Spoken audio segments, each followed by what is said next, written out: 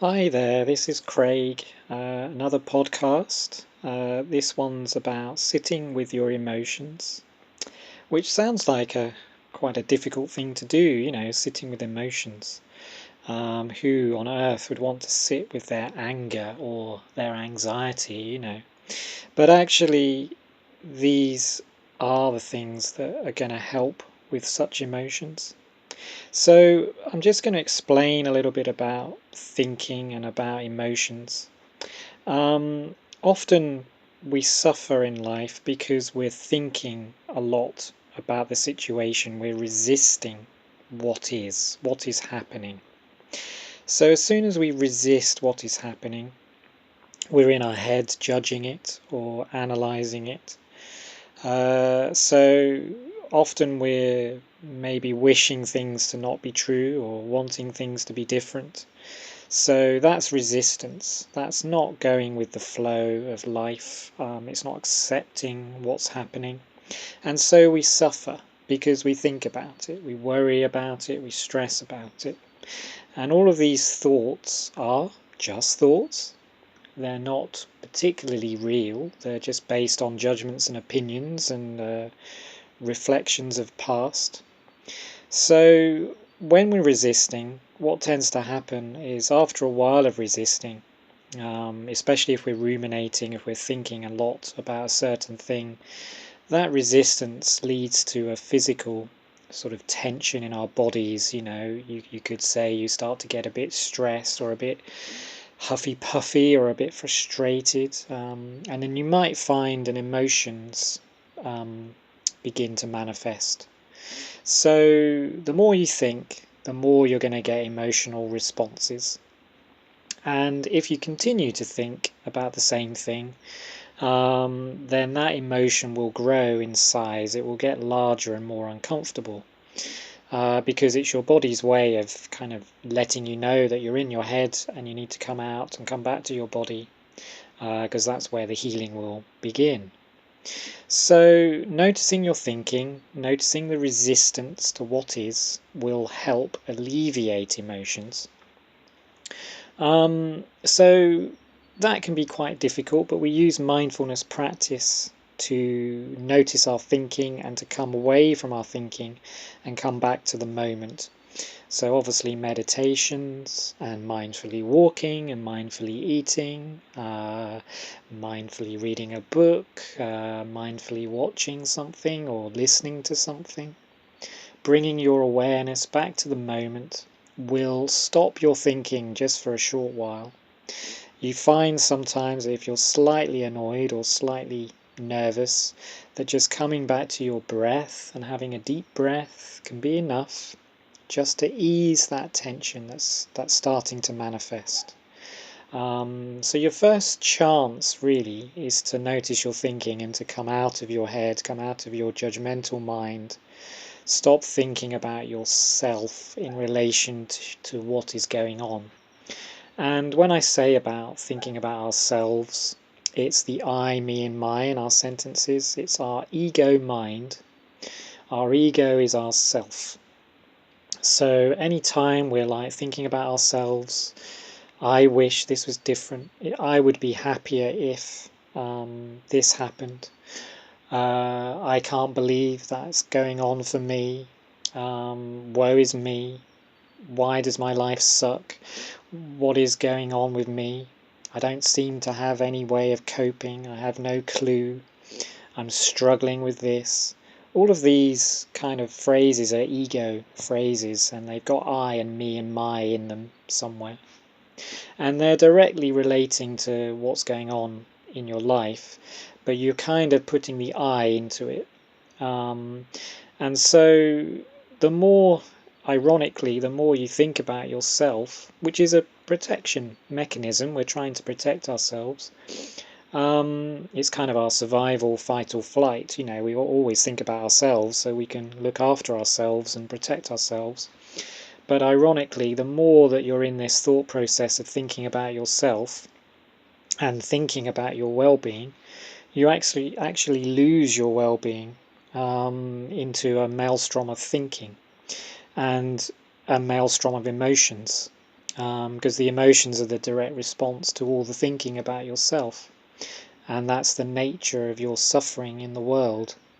Obviously, things happen in life that we don't want, or we wish were different, but when they've happened, coming to an acceptance of them stops us dwelling on the past with an emotional response other than a memory or obviously it's nice sometimes to think of the past. You get good memories looking at old photos or remembering people, is all good. And even noticing that you grieve, or you feel sad about something that's not here anymore, or someone that's not here anymore, is all perfectly good and acceptable. But there comes a time that if you're not accepting or letting go of what's happened in the past, if it's still got a hold over you, you may find yourself suffering. People who are depressed, for example, are living their life based on their past, and they're just imagining that their future will be just like their past. So if their past has been difficult, if they're on their own, if they're lonely, if they're stuck somewhere, if they feel that nobody's listening to them, then their mind is, well, tomorrow's probably just going to be exactly the same as yesterday, so what's the point? And so they kind of stay in that depressed state. And anxious people, you could say there are anxious people. These are people who think about the future a lot. They're worrying about the uncertainty of life. They can't trust that the future's going to be okay. So they're always trying to fix things or put things in place so that they're secure and that they're okay. But often all this thinking creates more anxiety. It never seems to go away. The only way that your emotions will pass is if you sit with them, be kind to them, and accept that they're there. And that's what this practice, this podcast is about. So, as I say, your first chance is to notice your thinking, and then you have a choice. You can decide to carry on thinking about what you're thinking about, or you can let go and come back to your moment, which is where your happiness comes from. If you're choosing the moment, you'll find your happiness increases over time. If you choose to keep thinking about things, keep dwelling on things, or mulling it over in your head, you will suffer and you will lose the present moment, and your joy and happiness will become depleted. So there's always a choice, but mindfulness gives us the choice. We have to notice that we're thinking in the first place, which is why we practice when we're not in an emotional state. When we're calm and we have a mindful walk or a mindful cup of tea or a mindful slice of cake, then we're enjoying those moments and we're enjoying our life. But as soon as something goes wrong, or we're mulling over something that happened, and this thing that could have happened could be years ago, if it keeps coming back, it's good to notice that it comes back and give yourself kindness while you're dealing with the emotional response from what that was. So noticing your thinking, trying to let go of your thoughts, that's your first chance. But often we don't see our thoughts because we're not being very mindful of them. But what we tend to then notice is our physical response, our emotional response. And so the emotion manifests as a physical symptom in your body. So if you think of anxiety, there's potentially butterflies in your tummy, or your heart might be beating faster, there might be adrenaline going through. You might find your blood pressure's going up slightly, or you're trembling, or there's many different symptoms to anxiety, and it's different for different people. So what's good is when you notice these things, is that you try and welcome in your feelings, because it's not wrong to have anxiety. There's nothing wrong with you.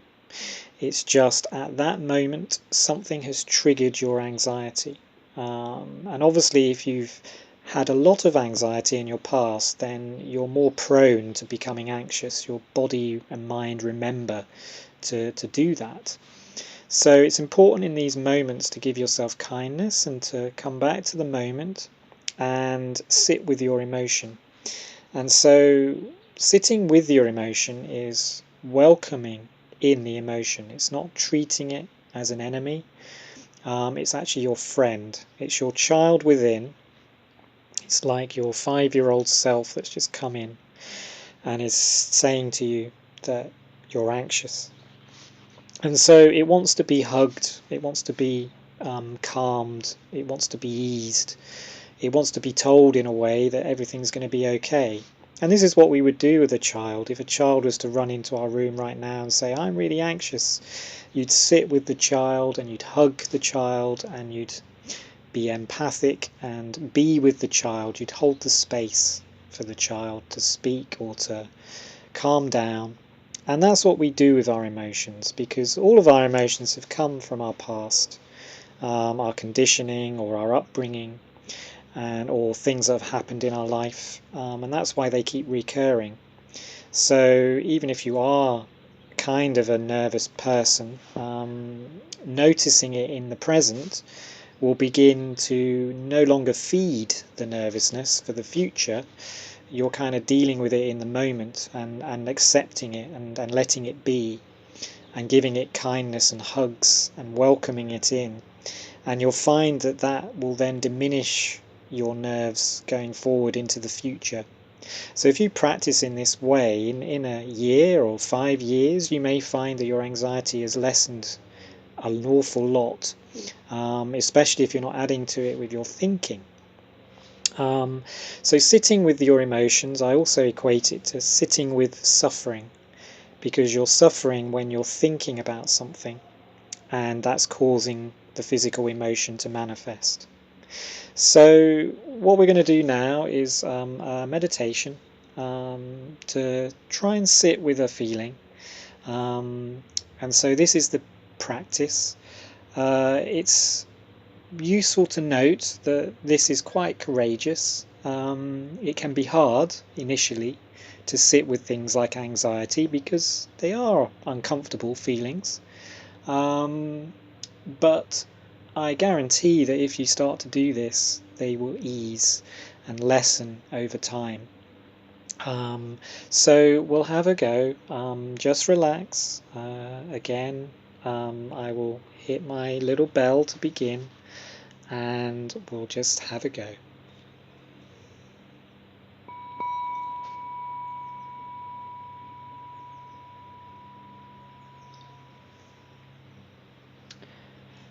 So just begin by noticing your breath. Really notice your in-breath and your out-breath.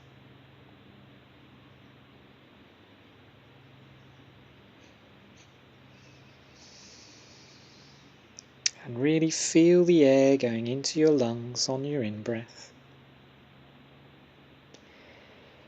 And follow all the way through on your out-breath.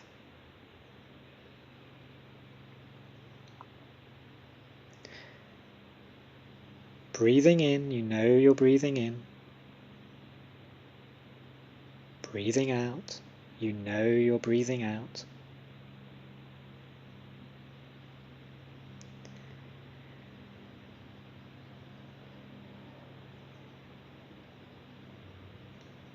And just notice if your mind wanders away from your breath. And if it does, just gently bring your focus back to your breath. Breathing in calmly, breathing out easily.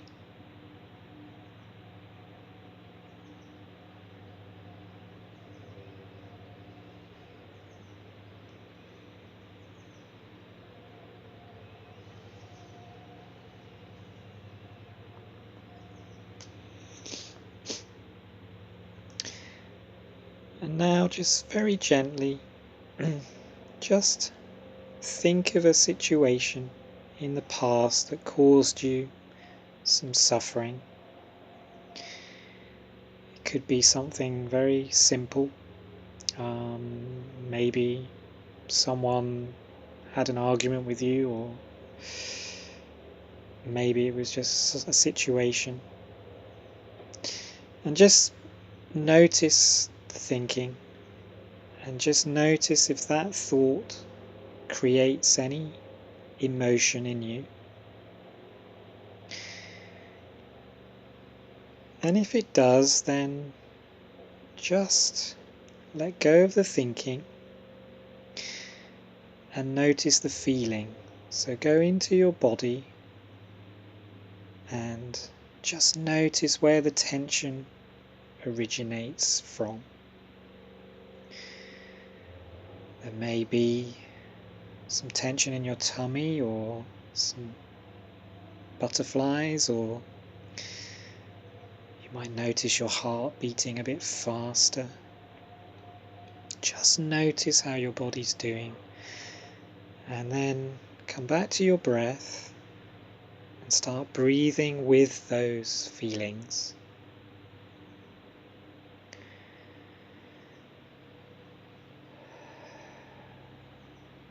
Just breathe in your emotion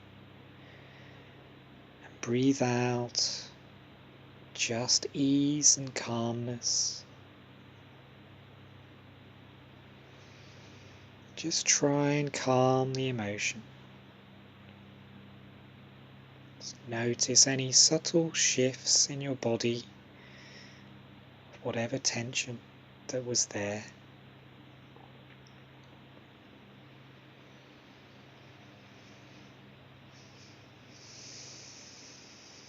Breathe in your emotion, breathe out calmness.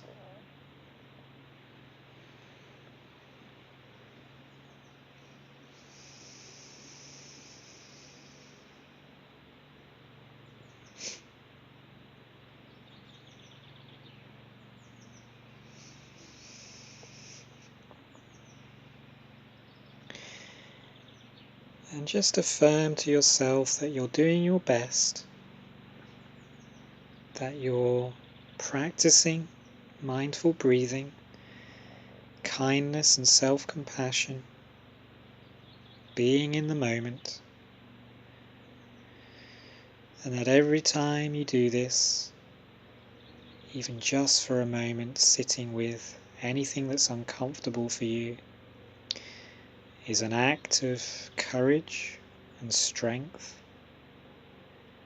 and is helping ease these tensions that are still there within you.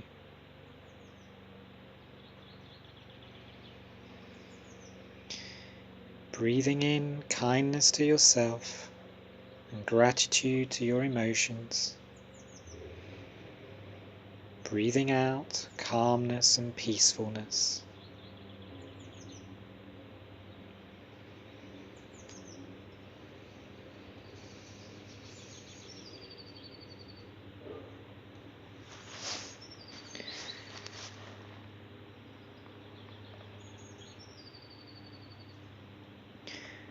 So take another few conscious breaths. Really feel the air as you breathe in and breathe out.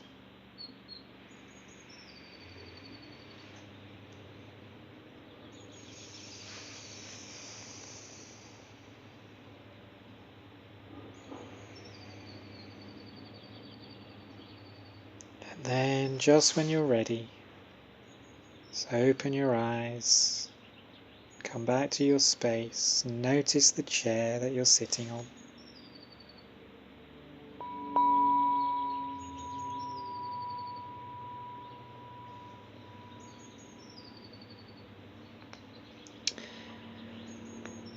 Okay, so that was a very sort of brief but hopefully powerful meditation, in that a thought can manifest into an emotion, and even something that's happened in the past can create the tension in your body. Your body remembers these things.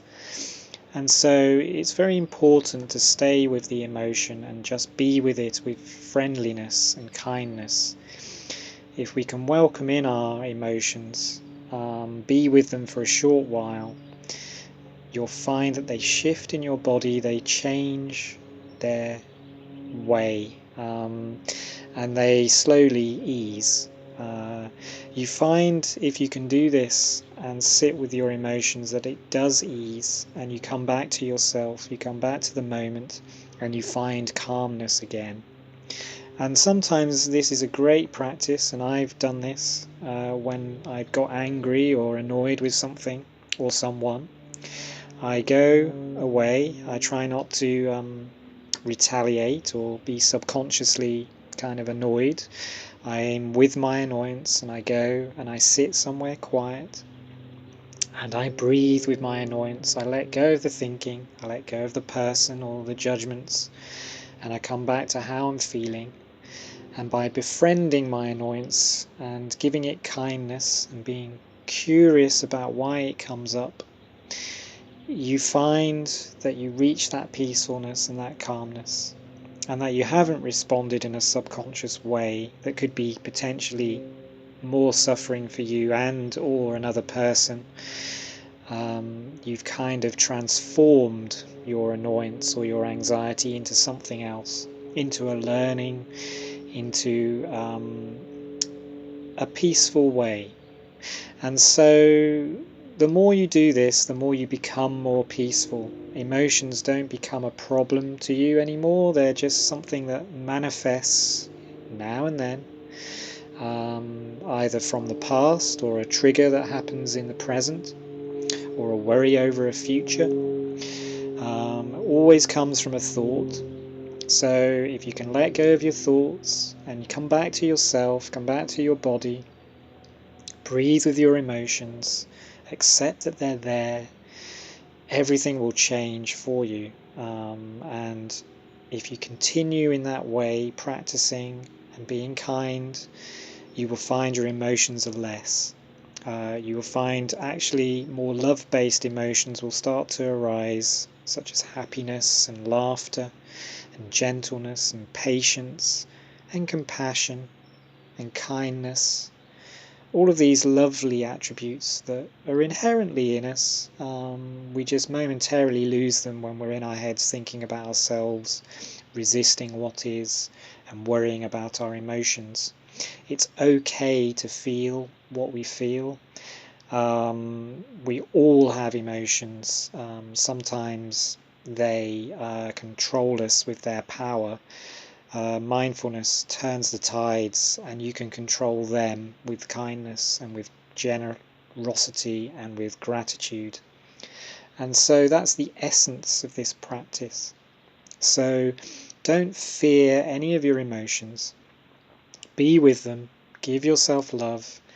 Try and calm yourself down before you act out of anger or act out of frustration or anxiety.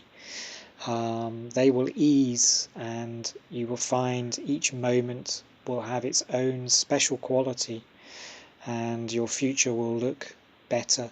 Your future will be more trusting.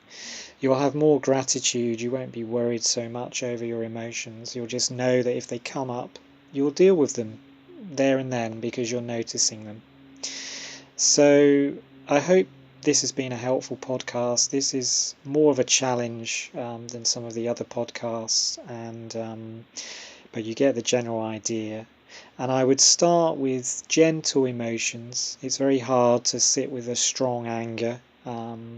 Your brain is constantly judging and thinking about things, so you have to wait until you have calmed down a little bit. But if you notice your little annoyances and you're breathing with them, then when the big anger and the big frustrations come, you're more able to sit with those too. So I hope this has been helpful, and thank you again for listening. And there'll be more of these coming. So I'm aiming to do around 3 a week at the moment. So there'll be a big repertoire of them coming at some point. So I hope you find them useful. And yes, stay well, stay safe.